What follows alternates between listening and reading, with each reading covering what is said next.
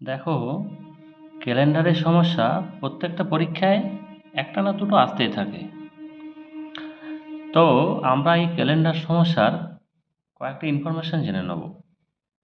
কি না, যদি নন লিপ ইয়ার হয় তাহলে 1 জানুয়ারি যেদিন হবে 31শে ডিসেম্বর সেই দিনেই হয়। আবার যদি লিপ ইয়ার হয় তাহলে ঠিক 1 জানুয়ারি যেদিন ছিল 31শে ডিসেম্বর কিন্তু তার একদিন পরে হবে। এর কারণটা কি?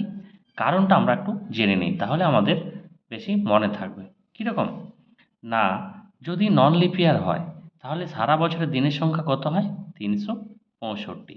তাহলে আমরা 7 দিয়ে ভাগ করে দেখে নিই কী পাচ্ছি না 35 একদিন বাড়তি পাচ্ছি আমরা এখানে। ঠিক আছে, আর এখানে কি পাচ্ছি না 366। তাহলে আমরা হিসেব মতো এখানে কদিন বাড়তি পাবো না 2 দিন বাড়তি পাবো। ঠিক আছে, তার মানে আমাদের সারা বছরে 52টা সপ্তাহ আছে আর একদিন বাড়তি হয়। তার মানে 1 জানুয়ারির যে দিনটা ছিল আমার, সেই দিনটা সারা বছরে 53 বার আসবে, বাকি সব বারগুলো 52 বার আসবে। দেখলাম যদি নন লিপ ইয়ার হয়, লিপ ইয়ার যদি না হয় তাহলে প্রত্যেকটা দিন কভার করে আসে 52 বার। একটা দিন বাড়তি থাকার জন্য 1 জানুয়ারি যে দিন ছিল সেই দিনেই আবার তাহলে একটা দিন বাড়তি, সেই দিনটায় আবার পরের দিনটা হয় 31শে ডিসেম্বর। ওই জন্য একই রকম, যা 1 জানুয়ারি যে বার ছিল 31শে ডিসেম্বরও সেই বারে থাকে। কিন্তু যদি লিপ ইয়ার হয় তাহলে আমরা 366 দিন পাচ্ছি মোট সারা বছরে। একদিন বাড়তি হয় আমরা জানি, ফেব্রুয়ারি মাস এই জন্য 29 দিনের হয়। তাহলে কি দেখলাম যে এখানে এখানে এরকম আমরা 366কে আমরা 7 দিয়ে ভাগ করলে কি পাবো? 52 ভাগফল আর 2 দিন ভাগশেষ থাকবে, 2টা বাড়তি থাকবে।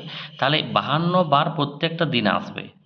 ঠিক আছে, 1 জানুয়ারি যে দিনটা দিয়ে শুরু হয়েছিল তাহলে সেই দিনটা এই যে বাড়তি 2 দিন মানে 366, 65তম দিনটা কি হবে? সেই বারটাই হবে।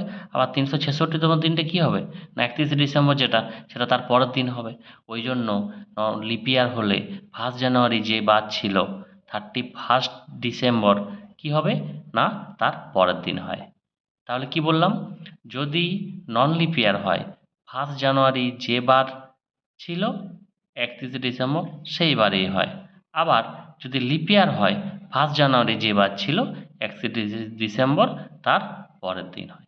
এটা কিন্তু মনে রাখতে হবে। ক্যালেন্ডার প্রবলেম করলে এরকম কিছু ইনফরমেশন তোমাদের মনে রাখতে হবে।